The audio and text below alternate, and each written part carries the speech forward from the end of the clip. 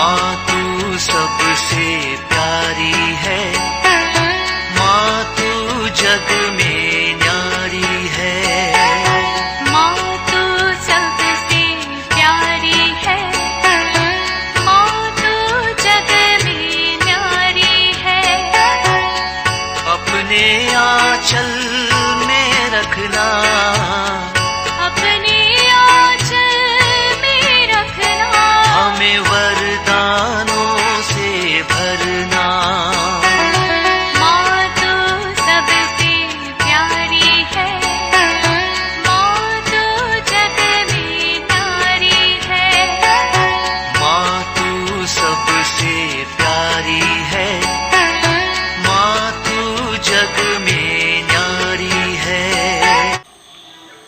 पिता, पुत्र और पवित्र आत्मा के नाम पर आमीन। आप सबों को जय यीशु। आज हम लोगों का बाइबल कोर्स का 65वां क्लास है, 65th। पुराने विधान ही अभी तक हम लोग सीख रखे आए। बाइबल का इंट्रोडक्शन से शुरू किया था और आज मैं पुराना विधान का लास्ट क्लास ले रहा हूं। आज के क्लास के साथ 65 क्लास के साथ पुराना विधान को खत्म कर रहा हूं। आज जितने भी विजडम लिटरेचर है, बाइबल का डिवीजन मैंने बताया था, पुराना विधान, नया विधान, और पुराना विधान को 4 भागों में डिवाइड करता हुआ तोरा है, इसके बाद हिस्ट्री का, इतिहास का किताबें हैं, और विजडम लिटरेचर है, और नबियों का ग्रंथ है। इस प्रकार पुराना विधान को 4 भागों में डिवाइड करता है। पंचग्रंथी अर्थात तोरा के अंदर 5 किताबें हैं। इसके बाद हिस्टोरिकल किताब, इतिहास का ग्रंथ, उसके अंदर जोशुआ से लेकर के मक्काबियों के ग्रंथ तक का 16 किताबें वहां पर मिलेगा। इसके बाद विजडम लिटरेचर है। विजडम लिटरेचर है अयूब का ग्रंथ से, जोब का ग्रंथ से लेकर के सिराक, प्रवक्ता ग्रंथ तक का 7 किताबें। इसके बाद नबियों का ग्रंथ, बड़ा नबी का 6 और छोटा नबी का 12, कुल मिलाकर के 18। इसका मतलब पुराने विधान का इस प्रकार 46 किताबें। हम लोग प्रज्ञा ग्रंथ के अंदर, विजडम, बुक ऑफ विजडम के अंदर से स्तोत्र ग्रंथ को सीख लिया था, और कल अयूब के ग्रंथ के विषय में भी हम लोगों ने मनन चिंतन किया। आज बाकी जो किताबें हैं सबों का थोड़ा सा इंट्रोडक्शन जैसे, और उससे क्या सीखना है उसको बता कर देना चाहूंगा। इन विजडम के ग्रंथों का उद्देश्य क्या है उसको समझने के लिए सबसे पहले सूक्ति ग्रंथ, उसके अध्याय 1 वाक्य 1 से 7 तक अगर पढ़ेंगे, वहां पर वो लिखा हुआ है। सूक्ति ग्रंथ का अध्याय 1 वाक्य 1 से लेकर के 7 तक का जो वचन है, इन विजडम ग्रंथों का क्या जरूरत है, क्यों लिखा गया, ये बता कर दे रहा है। सबसे पहले लिखा है इस्राएल के राजा दाऊद के पुत्र सुलेमान की सूक्तियां कर करके। सुलेमान के ये सूक्तियां अध्याय 1 से हम लोगों को एक्चुअली प्रज्ञा के विषय में अध्याय 9 तक है। अध्याय 10 से लेकर के अध्याय 22 का वाक्य 16 तक हम लोगों को सुलेमान के ही सूक्तियां मिलेगा। इसके बाद अध्याय 22 का वाक्य 17 से अध्याय 23 और अध्याय 24 को अगर देखेंगे, वहां पर अन्य कुछ ज्ञानियों के सूक्तियां बोल करके लिखा हुआ मिलेगा। और इसके बाद 25 से लेकर के 29 तक का फिर से सुलेमान की सूक्तियां मिलेगा। और 30वां अध्याय और 31वां अध्याय ये एक तो है राजा है, वहां पर लिखा हुआ है सबसे पहले 30वां अध्याय के अंदर आगूर की सूक्तियां कर करके लिखा हुआ मिलेगा, और 31वां अध्याय में लमुएल का, वो राजा लमुएल है, उनका सूक्तियां बोल करके, उसका भी पूरा नहीं है, उनका वाक्य 9 तक है।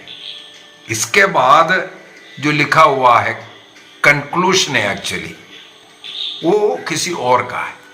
तो सूक्ति ग्रंथ का अध्याय 1 में वाक्य 1 से लेकर के 7 तक अगर पढ़ेंगे, वाक्य 6 तक उसका उद्देश्य बोल रहा है। तो मैं थोड़ा सा पढ़ रहा हूं सुलेमान का सूक्तियां। इसके बाद लिखा है ये सूक्तियां किस लिए, विजडम लिटरेचर, चाहे वो विजडम का किताब हो या सुलेमान का सर्वश्रेष्ठ गीत हो, ये जो 7 विजडम किताबें, वो 7 के लिए यही इंट्रोडक्शन उत्तर है क्यों लिखा गया। उसका एक ही उद्देश्य देख लीजिए क्या है, जिससे मनुष्य प्रज्ञा और अनुशासन को ग्रहण करे। इन 7 किताबों को लिखने का उद्देश्य यही है। इसके बाद गंभीर वचनों का अर्थ समझे, संयमपूर्ण जीवन बिताने की शिक्षा, न्याय, कर्तव्य बोध और सच्चाई प्राप्त करे। भोले भाले लोगों को समझदारी और नवयुवकों को ज्ञान और विवेक मिले। ज्ञानी इन्हें सुनकर अपना ज्ञान को और भी बढ़ाए और विवेकी व्यवहार कुशल करें। वे कहावतें और दृष्टांतों का, मनुष्यों की उक्तियों और पहेलियों का अर्थ समझे। यही है इसका उद्देश्य।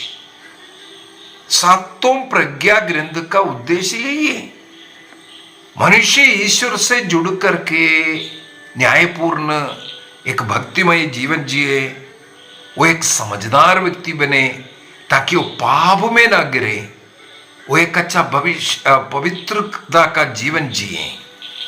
उद्देश्य यही है, मनुष्य को ज्ञानी बनाना। इसलिए इसको विजडम लिटरेचर कहते हैं। स्तोत्र ग्रंथ के अंदर मैंने बोल करके दिया था, पूरा का पूरा स्तोत्र ग्रंथ विजडम लिटरेचर नहीं है, लेकिन उसके अंदर भी है। और कल हम लोगों ने अय्यूब के ग्रंथ को सुना, कितना सुंदर टीचिंग वहां, जो थियोलॉजी बहुत ही सुंदर तरीके से हमें अय्यूब के ग्रंथ से मिल रहा है। मैंने बोला था वो वर्ल्ड लिटरेचर है।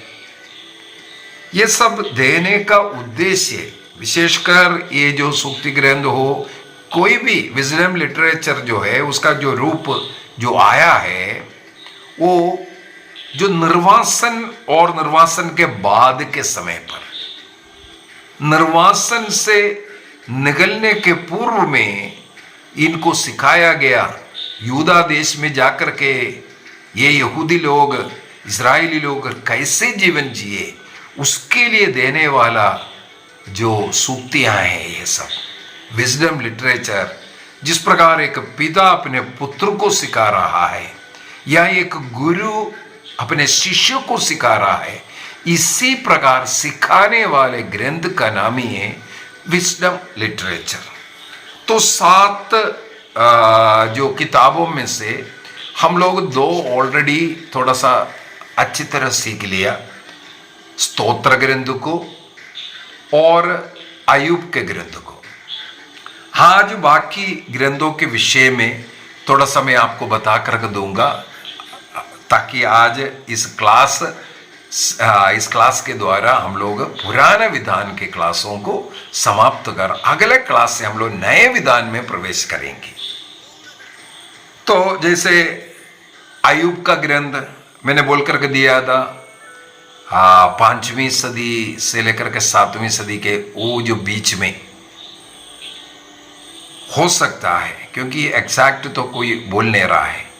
निर्वासन के बाद का समय ही इसको लिखा होगा, यही विश्वास करते हैं, ताकि लोग जो यहूदी लोगों के जीवन में जो गलत शिक्षा, विशेषकर जो पर्शियन कल्चर, इसके बाद ग्रीक कल्चर, ये सब यहूदियों में आया, तो गलत गलत शिक्षाएं उन लोगों के मन में आने लग गया।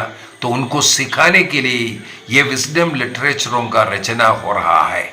इसलिए ये जो 7 विजडम लिटरेचर है, सबसे पहले अय्यूब का ग्रंथ है, स्तोत्र ग्रंथ है, इसके बाद सूक्ति ग्रंथ है, इसके बाद उपदेशक ग्रंथ है, उपदेशक ग्रंथ के बाद सुलेमान का सर्वश्रेष्ठ गीत आएगा, इसके बाद प्रज्ञा का, सुलेमान का प्रज्ञा ग्रंथ बोल करके, इसके बाद सिराक प्रवक्ता ग्रंथ। ये जो 7 किताबें, ये है विजडम लिटरेचर बोल करके जो बाइबल के एक भाग है।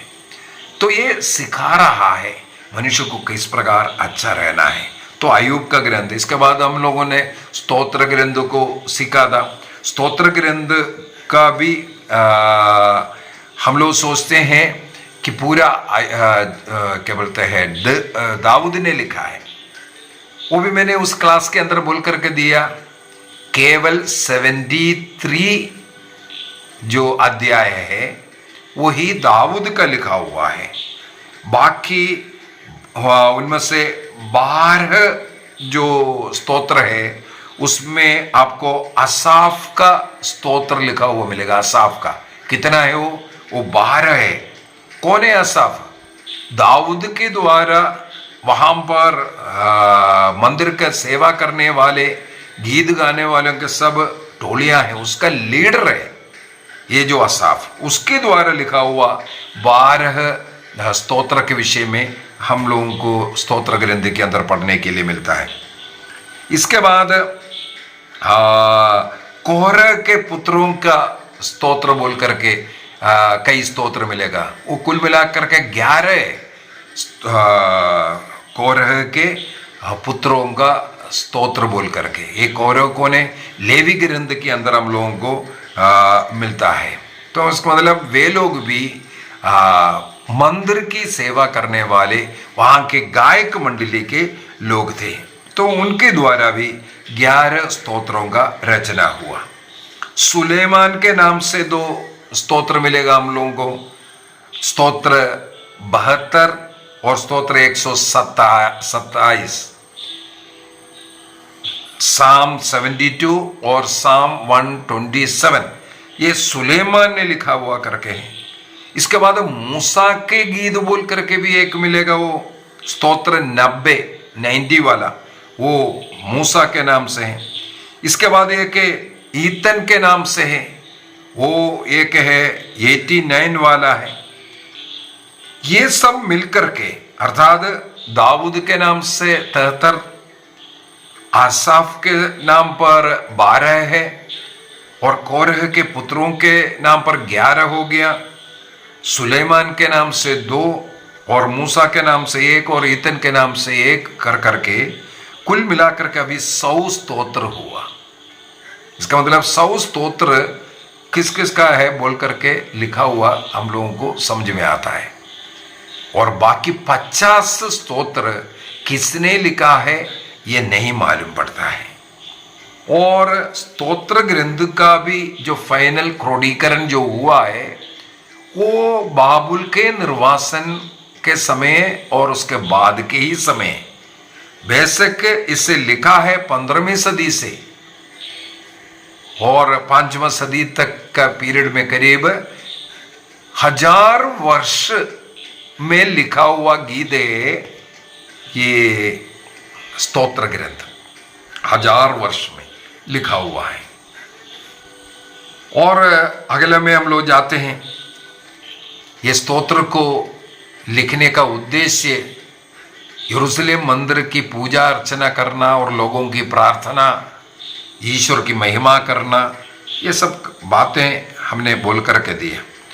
और उसके अंदर जो विजडम लिटरेचर के अंदर स्तोत्र आने के पीछे का कारण है, उसके अंदर कुछ अध्याय विजडम के विषय में ही है, प्रज्ञा के विषय में। जैसे टीचिंग का उद्देश्य से जो बनाया हुआ जो स्तोत्र है, स्तोत्र 1 है, 37 है, 37, 49, 73, 112, 127 एवं 128।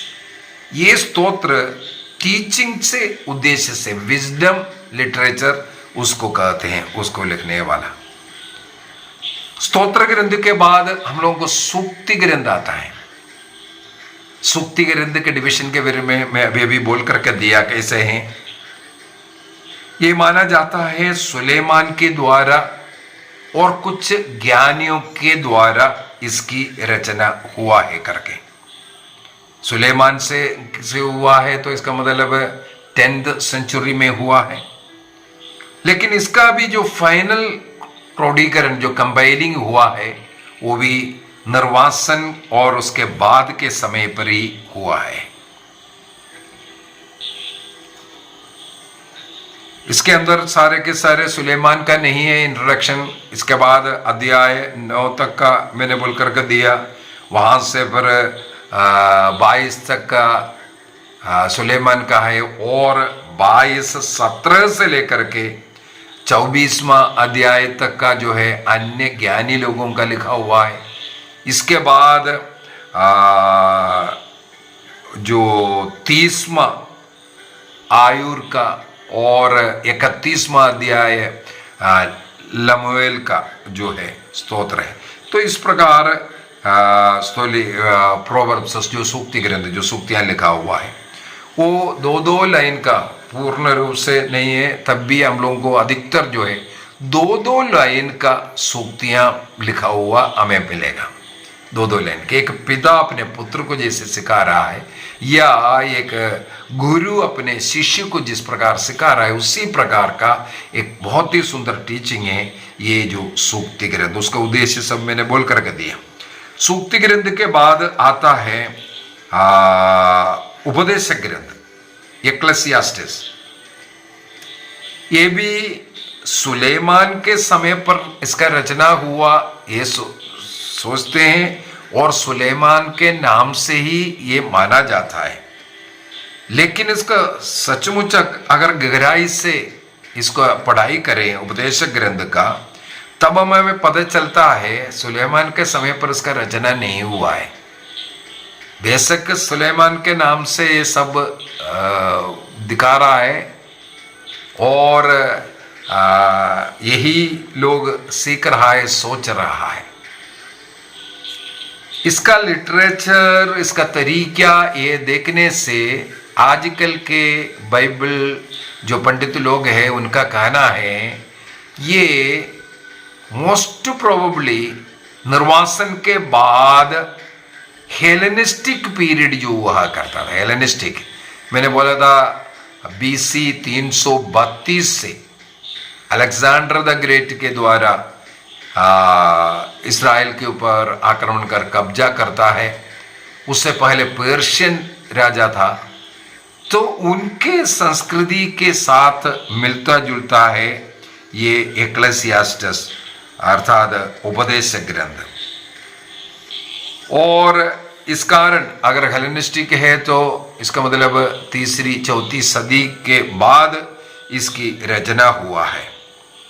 इसका मुख्य उद्देश्य इसमें यही बोल करके दे रहा है, ईश्वर के बगैर हमारा जीवन का कोई मतलब नहीं है, व्यर्थ ही व्यर्थ है, सब कुछ व्यर्थ है।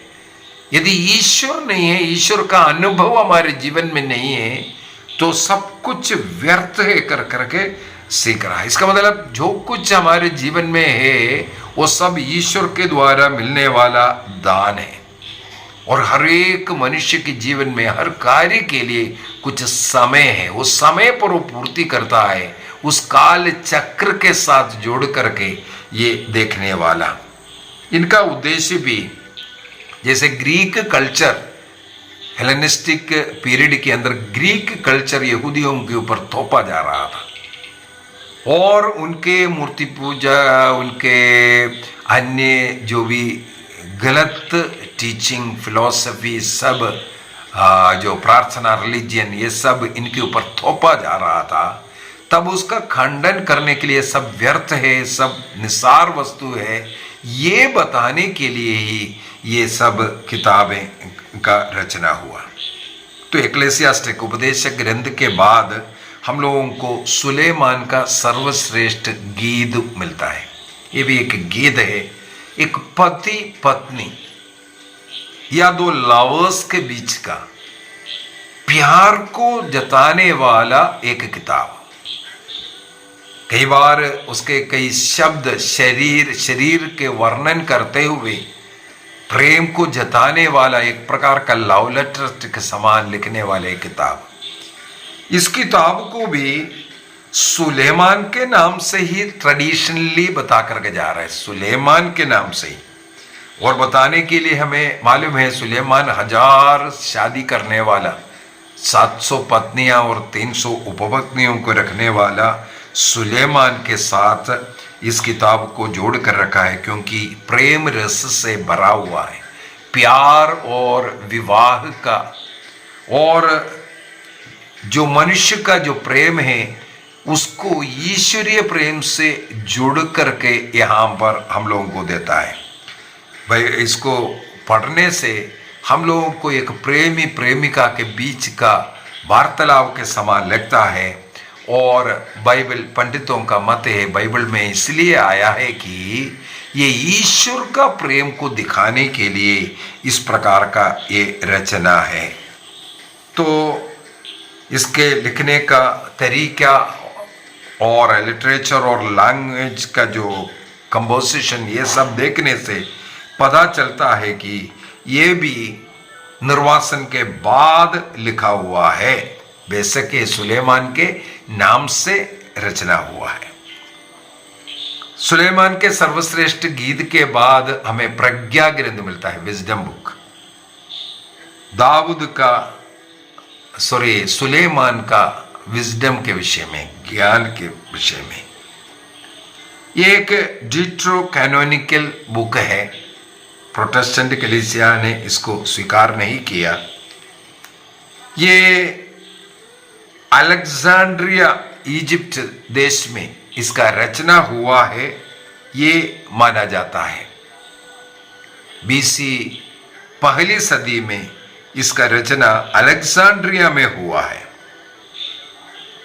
जो यहूदी कम्युनिटी वहां पर अलेक्जेंड्रिया में था, वो ग्रीक भाषा वाला था, इसलिए उनके संस्कृति के साथ जुड़ करके जो ग्रीक फिलोसफी, जो हेलेनिस्टिक की जो फिलोसफी जो चल रहा है, उसके अंदर उनका जो पैगन वर्शिप है, मूर्ति पूजा, जो गलत टीचिंग, उसका खंडन करते हुए यहूदी नियम के अनुसार प्रज्ञा, ईश्वर और अनादि आनंद वो ईश्वर, ये सब ईसा मसीह की ओर लेकर के जाने वाला एक लिटरेचर, एक बुक है विजडम बुक। इसके अंदर ईश्वर का विजडम को और आत्मा की अमरता के विषय में, जो पैगन वर्शिप्स, जो मूर्ति पूजाएं, इसका सब वर्णन कर कर दिया हुआ है। उद्देश्य केवल ये था, जो ग्रीक संस्कृति यहूदियों के ऊपर थोप रहा था, उसका खंडन करते हुए, उसकी गलतियों को बता करके सही यहूदी लोग किस ईश्वर में विश्वास करता है, वो एकमात्र ईश्वर, अनादि अनंत ईश्वर, प्रज्ञा का स्रोत वही है, ये बोल करके देने वाला। जैसे अगर सूक्ति ग्रंथ अध्याय 9 वाक्य 10 को पढ़ेंगे, वहां पर बहुत ही सुंदर एक वचन है, ईश्वर की भक्ति, भय, वही हमें ज्ञान, प्रज्ञा सब देता है। Fear of the Lord is the beginning of wisdom. बहुत ही फेमस एक सूक्ति है, fear of the Lord is the beginning of wisdom. यदि हमें ज्ञान की जरूरत है, उसका शुरुआत ईश्वर भक्ति में, ईश्वर का भय। जिस व्यक्ति में ईश्वर का भय नहीं है, ईश्वर भक्ति नहीं है, वो कभी ज्ञानी नहीं बन सकता, वो मूर्ख बनेगा।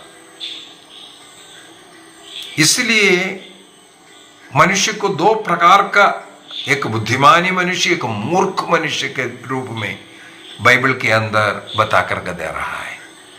जो ईश्वर भक्त है, जो ईश्वर के लिए अपने को जीवन को पूरा समर्पित कर कर रखा हुआ है, वो एक साइड में है, दूसरा ईश्वर नहीं है बोल करके या अन्य आइडल वर्शिप में पड़ा हुआ है। जो ईश्वर नहीं है उसको ईश्वर मान करके रहना। इस प्रकार इन प्रज्ञा ग्रंथ के अंदर, विजडम लिटरेचर के अंदर, सभी किताबों के अंदर हमें दो प्रकार का मनुष्य को बताता हो। विशेषकर ये विजडम लिटरेचर, विजडम बुक के अंदर, प्रज्ञा ग्रंथ के अंदर इसी प्रकार बता करके दे रहा है। और आखिरी 7वां विजडम लिटरेचर वाला जो बुक है वो है सिराक का, प्रवक्ता ग्रंथ का। बहुत ही सुंदर एक किताब है। ये करीब 180 BC में इसका रचना हुआ है। ओरिजिनली एक हिब्रू भाषा में इसका रचना हुआ था, लेकिन बाद में चल करके 132 BC में इसको ग्रीक भाषा में ट्रांसलेट किया। इसका मतलब है सबसे पहले इसको लिखा था हिब्रू भाषा में ही, बाद में चल करके इसको ग्रीक भाषा में ट्रांसलेट किया। और ये मक्काबियन पीरियड शुरू होने के पहले हमें मालूम है यहूदी लोगों के ऊपर ग्रीक संस्कृति को थोप रहा था। यहूदियों का मंदिर बंद कर करके वहाँ ग्रीक देवी देवताओं को लगाना, इसलिए जो रिवोल्ट चला, मकाबियन रिवोल्ट जिसको कहते हैं, उससे पूर्व में ही इसका रचना हो चुका है, ये विश्वास करते हैं। इसका मतलब निर्वासन के बाद मकाबियन रिवोल्ट के पहले इसका रचना हुआ है। और सबसे पहले एक हिब्रू भाषा में हुआ है। इसका ऑथर ये कौन लिखा हुआ है और प्रवक्ता ग्रंथ के अंदर ही हमें मिलेगा, ये जीसस बन सीरा कर करके लिखा है। योशुआ, जीसस माने यीशुस, योशुआ का नाम, और सिराक का पुत्र योशुआ के द्वारा ये लिखा है करके है। इसका मतलब हिब्रू भाषा में जो सबसे पहले लिखा था वही व्यक्ति है ये, जिसको बेन सिराक कहते हैं, जीसस बेन सिराक, सिराक के पुत्र जीसस करके। लेकिन उनका पुत्र का पुत्र BC 132 में उसी किताब को, हिब्रू किताब को ग्रीक भाषा में ट्रांसलेट किया। तो यहूदी लोगों का कैसे रहन सहन होना चाहिए और ये जो ग्रीक संस्कृति हमारे ऊपर थोप रहा है वो सही नहीं है, ये सब सिखाने का उद्देश्य से ही इसको लिखा है। और यहूदियों का जो टीचिंग, सही टीचिंग, उसके अनुसार इसको लिखा गया है। तो ये विजडम लिटरेचर यहूदियों का धर्म ग्रंथ के भाग होने का पीछे का कारण इन 7 किताबों से आपको समझ में आया होगा। यहूदी लोग जब बाबुल के निर्वासन में था तब इनके कई ग्रंथ रचना शुरू किया, लेकिन इसका जरूरत तो पड़ेगी आगे चल करके, क्योंकि पर्शियन राज्य 332 तक यहूदियों के ऊपर राज किया। तब उनका संस्कृति, कल्चर सब यहूदियों में आए। इसके बाद ग्रीक संस्कृति आया। ग्रीक संस्कृति, विशेषकर पर्शिया वाला इतना ये नहीं किया, इवन मंदिर बनाने के लिए सब मदद करने वाले थे पर्शियन राजा लोग, लेकिन ग्रीक संस्कृति विशेषकर जो अलेक्जेंडर द ग्रेट के मृत्यु के बाद जितने भी आए, देश को डिवाइड कर करके दिया, तो कई राजाएं आए, वे लोग अपना जो संस्कृति यहूदियों पर थोपने के लिए, विशेषकर ईश्वरीय भक्ति, एकमात्र ईश्वर को पर विश्वास करने वाले, याहवे पर विश्वास करने वाले यहूदी, उनके ऊपर अन्य देवी देवताओं का, पैगन गॉड्स का जो पूजा करने का वो संस्कृति थोपना, तब इन 7 किताबों का जरूरत पड़ा। सत्य ईश्वर कौन है और उससे जुड़े हुए जीवन अच्छा जीवन होता है। यदि उससे अलग हो करके किसी अन्य देवी देवताओं का, पैगन गॉड्स के पीछे आप जाओगे, आपका बर्बादी है। ये सब सिखाने के लिए, सही मार्ग दिखाने के लिए, सन्मार्ग का अच्छा जीवन जीने का एक रास्ता दिखाने वाला एक किताब है इन 7 विजडम लिटरेचर। तो आज इसका इस क्लास के द्वारा मैं पुराण विधान का क्लासों को समाप्त कर रहा हूँ। तो अगले क्लास से हम लोग नए विधान में प्रवेश करेंगे। आपसे मेरा एक गुजारिश है, यदि आप पूरा क्लास को नहीं देखा है, विशेषकर जो स्टार्टिंग वाला क्लास से यदि आप नहीं देखेंगे, फिर से आप बाइबल का आधा अधूरा ज्ञान रखने वाला बनेगा। नए विधान को समझने के लिए पुराना विधान समझना जरूरी है, क्योंकि पुराने विधान के अंदर नया विधान छिपा हुआ है, ईसा मसीह छिपा हुआ है। जो कुछ पुराने विधान में भविष्यवाणियां हुआ, जो भी हम लोगों को देखने के लिए मिला, उसको ईसा मसीह में पूर्ति होता हुआ हम लोगों को पाना चाहिए। तभी हम लोग बोल सकता है ईसा मसीह सच्चा ईश्वर है, जीवित प्रभु है। इसको बताने के लिए हम लोगों को पुराने विधान की जरूरत है। तो पुराने विधान को सीख जाइए। तो पुराने विधान को भी मैंने कोशिश किया इस्राएल के लाइफ को बता करके, विशेषकर जितने भी नबियों का ग्रंथ है, 18 नबियों का ग्रंथ हम लोग पढ़ा। ये 18 नबियों के ग्रंथ को मैंने कोशिश किया इसको तुलना कर करके, उस समय का घटनाएं बोल करके, इस्राएलियों के जीवन के, राजाओं का ग्रंथ और इतिहास ग्रंथ में जो लिखा हुआ बातों से जोड़ करके आपको मैंने जो नबियों के ग्रंथ का क्लास लिया था। तो ये सब समझ करके एक अलग तरीके से उसको, बाइबल को, पुराना विधान को समझने का भी हम लोगों ने प्रयत्न किया। यदि आप देख करके आ रहा था, यदि आपको सीखने के लिए कुछ मिला है, कम से कम अन्य लोगों से भी बोलिए और आपके अन्य ग्रुपों में इसको डाल करके दीजिए, ताकि लोग देखें, इसको सीखें। इसको बाइबल को सीखना, बाइबल का ज्ञान नहीं है इसका मतलब ईश्वर का ज्ञान नहीं है। बाइबल का सही ज्ञान ना होने के कारण अनेकों लोग सत्य कलीसिया से दूर क्यों गया?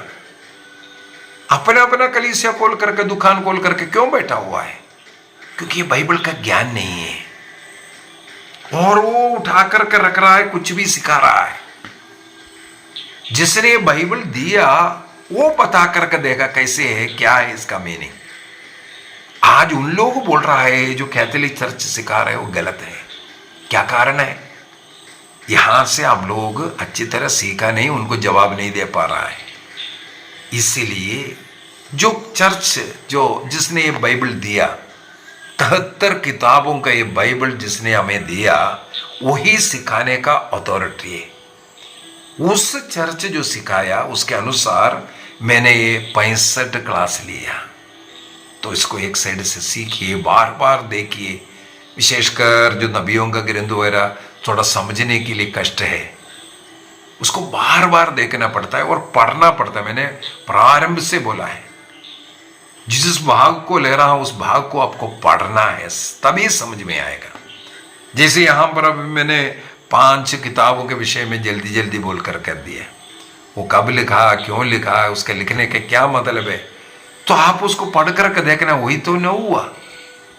हमें कुछ सिखा रहा है अच्छे जीवन जीने के लिए उपदेश है ये विस्डम लिटरेचर के अंदर, तो उसको पढ़ने से हमें समझ में आता है। यदि आपको किसी बात, कई लोग डाउट पूछते हैं, मैंने उसका भी क्लास लेते जा रहा हूं। इस पुराना विधान के अंदर कुछ भी डाउट है तो आप पूछ लीजिए, उसके लिए अलग क्लास लिया जाएगा। तो बाइबल को हम लोग सीखेंगे। अभी अगले क्लास से हम लोग नए विधान में प्रवेश करेंगे। प्रभु हम सबों को आशीष दे, कृपा दे, पिता, पुत्र और पवित्र आत्मा के नाम पर आमीन। आप सबों को जय यीशु।